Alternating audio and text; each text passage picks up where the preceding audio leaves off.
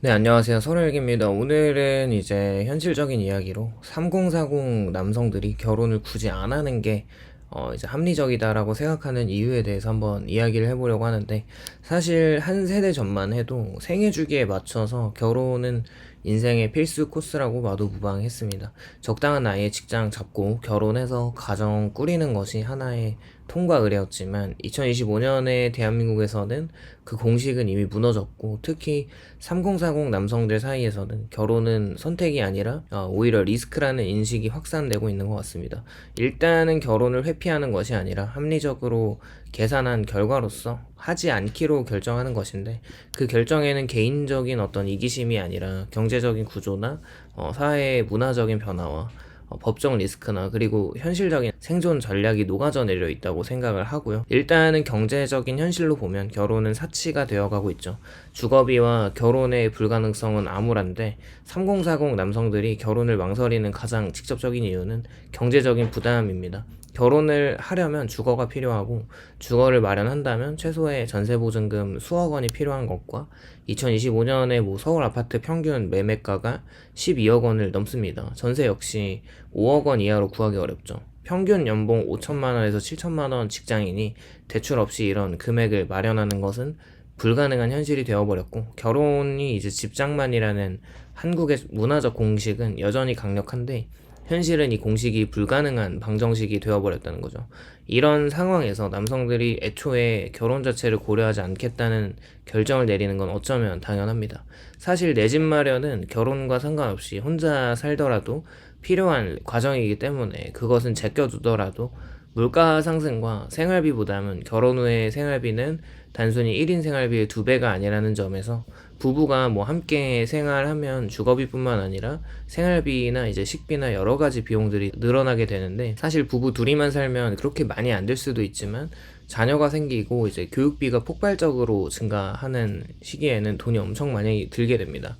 한국보건사연구원에 따르면 자녀 한 명을 대학 졸업까지 양육하는 데 있어서 3억 원 이상이 든다고 하는 걸 보면, 애초에 자녀 둘을 키우는 가정은 결혼과 동시에 6억 원의 지출 계획을 세워야 하는 셈이죠. 물론 한 명당 3억이라는 돈이 안 들게 키울 수도 있겠지만, 점점 올라가는 물가에서는 아무리 아껴도 억 단위는 들어갈 수밖에 없는 게 현실입니다.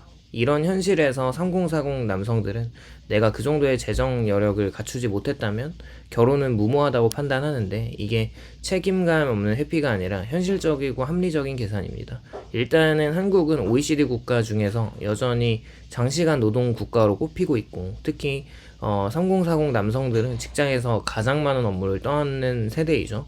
야근이나 주말이나 근무를 계속 해야 하고, 회식이나 출장 등으로 하루 대부분을 회사에서 보내면서 결혼을 하더라도 가정에 투자할 시간과 에너지가 절대적으로 부족합니다. 이런 현실에서 결혼은 행복한 동반자 관계로 생각할 수 있지만, 그게 아니라면 추가 업무라는 인식을 하는데, 직장에서 지친 몸으로 돌아와서 가사와 육아를 분담해야 하는 부담과 그로 인해 생기는 갈등과 피로를 이미 주변 사례로 수없이 보아왔기 때문에, 많은 남성들은 결혼을 감정적 리스크이자 에너지 소모로 받아들이고, 사랑은 또 좋은데 시스템이 나를 버텨주지 못한다는 것을 알고 있죠.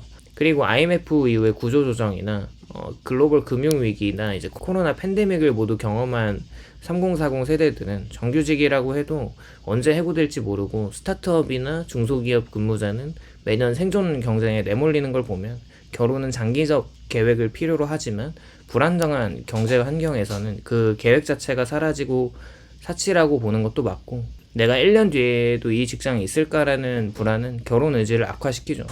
사실 결혼 후에 경제적 책임에 편향이 생긴다고 하면, 여전히 한국 사회에서는 남자가 좀 가장의 역할로서 경제를 책임져야 한다는 전통적인 인식이 아직도 강하긴 하고, 가장이 그렇게 어깨가 무거워진다는 말은 물론 맞벌이가 많이 늘고 있지만 실제로는 남성의 경제적 부담이 절대적으로 큰데, 신혼집이나 이제 예단 예물이나 결혼식 비용 등에서 남성 측의 지출이 압도적인 것과 꼭 그렇지만은 않은데 그런 경우가 좀 많은 걸 보면, 결혼이 사랑의 결합이 아니라 재정적인 계약처럼 느껴지는 이유가 바로 여기에 있고, 물론 그렇지 않은 케이스도 있지만 3040 남성들은 이 구조적인 불균형을 명확히 인식하고 과거 세대처럼 사랑하니까 괜찮다라고 말하지 않는 것 같습니다.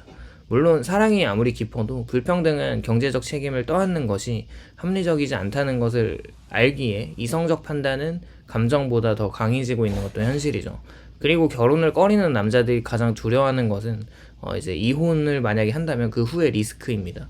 물론 결혼을 하는 마당에 이혼을 먼저 생각하는 것은 어불성설이지만 한국의 이혼율이 OECD 평균보다 높고 최근에는 여성의 경제적 자립이 또 커지면서 이혼이 더 이상 사회적 금기가 아니게 되었으니까 이혼 시 남성의 위자료나 재산 분할이나 양육비 등을 부담해야 하고 특히 자녀가 있을 경우 양육권을 잃을 확률이 높죠.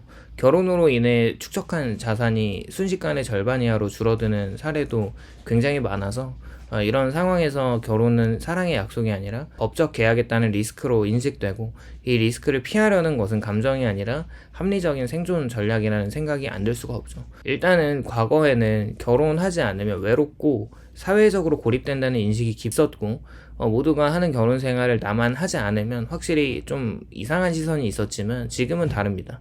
1인 가구는 전체 가구의 40%를 넘어섰고 싱글 전용 아파트나 혼밥 식당이나 1인 여행이나 1인 가전이 당연한 시대가 되면서 뭔가 오히려 결혼을 하지 않는 것이 자연스러운 시대에 혼자 사는 삶은 더 이상 결핍이 아니고 하나의 라이프 스타일로 받아들여지고 있다면 3040 남성들은 이 변화를 적극적으로 받아들이는 것 같고요. 그리고 혼자 살면서도 충분히 풍요롭고 자유롭게 살 수 있다는 경험이 결혼의 필요성을 악화시킵니다. 그리고 3040 남성들은 성장 과정에서 전통적인 가치관을 배우고 현실에서는 페미니즘과 평등 담론 속에서 새로운 관계 문화를 경험하고 있는데 이 두 가치관이 충돌하면서 관계가 어려워지는 것을 생각해 봤을 때 또 깊이 생각해 보면 전통적인 남성 역할을 요구는 받는데 평등한 관계를 유지해야 하는 이중 압박 속에서 뭔가 가스라이팅을 당하는 것도 맞는 것 같습니다. 남성들은 연애와 결혼이 정서적인 피로감의 원인이 되었다고 느끼고 만약 결혼해서 얻는 행복보다 유지하기 위한 갈등이 더 크다면 왜 굳이 해야 하나라는 생각으로 이 질문을 하는 거죠. 그것이 회피가 아니라 이성적 판단의 결과로 결국 나중에는 굳이 결혼을 해야 하나라는 결론에 도달하는 것 같습니다. 자유의 가치가 가장 중요한 3040 세대는 개인주의의 시대를 살아왔고 공동체보다는 자기 시간과 자기 성장을 중시하는데요. 그렇다면 결혼은 시간과 감정과 재정을 공유해야 하는 제도이기 때문에 이 세대에게는 오히려 자유를 제약하는 장치로 보일 수밖에 없고 특히 남성들은 내 인생의 주도권을 잃고 싶지 않다는 감정을 강하게 가지게 되는데 회사에서는 이미 상사와 고객에게 시달리고 있고 사회에서는 경쟁에 내몰리는데 가정에서도 타협과 희생을 요구받는다면 삶 자체가 피로해지는 거죠. 따라서 결혼하지 않는 선택은 자유를 지키기 위한 합리적인 어떤 방법으로 이해할 수 있습니다. 현대의 연애는 과거보다 훨씬 복잡하고 피로한 것 같긴 합니다.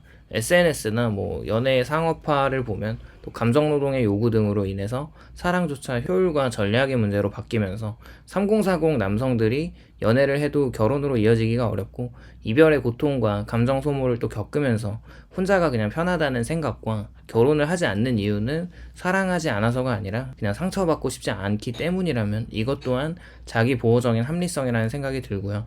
그리고 현실적으로 이런 현상에 정부는 출산율 저하를 이유로 결혼과 출산을 장려하지만 실질적인 정책은 결혼의 경제적 부담을 전혀 해결하지 못하고 있고 결혼자금 대출이나 신혼부부 주택 지원이나 육아휴직 제도 등이 있지만 대부분 아이를 낳은 후에야 혜택이 들어가면서 중산층 남성에게는 소득 초과로 또 적용되지가 않아요. 즉 실제 결혼을 고려하는 3040 남성들에게는 도움이 되지 않는 정책이라는 평가가 많이 있고 또 가정법이나 이혼법이나 양육권 제도 등에서 남성에게 불리하다는 인식이 확산되고 있어요. 물론 법적으로 성평등을 지향하지만 실제 사례에서는 남성이 거의 불리한 경우가 많고요. 그리고 그런 경험담이 온라인 커뮤니티 등을 통해서 빠르게 공유되고 이런 정보의 누적은 남성들에게 결혼은 위험하다는 신념을 강화시키고 있고 정보화된 사회에서 이러한 신념은 결혼율 하락의 결정적 요인이 됩니다. 또 많은 매체에서 나오는 프로그램은 결혼을 장려하기보다는 오히려 결혼을 하면 인생이 망할 수도 있다는 실제 사례를 보여주면서 그렇게 결혼을 기피하는 남성들이 점점 많아지고 있고 3040 남성들은 결혼 대신에 다양한 형태의 삶을 모색하는데 뭔가 자신의 삶을 최적화하기 위한 전략들을 선택하는 것이고 결혼이 아니더라도 충분히 행복하고 자기계발과 취미나 건강에 투자할 수 있다면 그것이 바로 합리적인 선택이라는 것이 또 맞다는 거죠.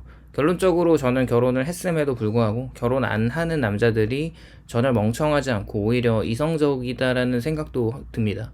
3040 남성들이 결혼하지 않는 이유는 단순히 개인 취향이 아니라 그것은 이제 사회 경제적인 구조의 어떤 결과의 산물이라고 생각하고, 생존을 위한 합리적 결정이라면 그것은 이기적이다라기보다는 계산적이다라는 것과 어쩌면 메타인지가 철저하게 잘 되어 있는 사람들인 것 같기도 합니다. 따라서 이렇게 결혼하지 않는 것은 합리적인 자기 보호이고 현대사회에서 생존하기 위한 최선의 전략이라는 생각도 들었습니다. 오늘은 이런 결혼에 대한 얘기를 해봤는데 공감이 되셨다면 좋아요와 구독을 부탁드립니다. 감사합니다.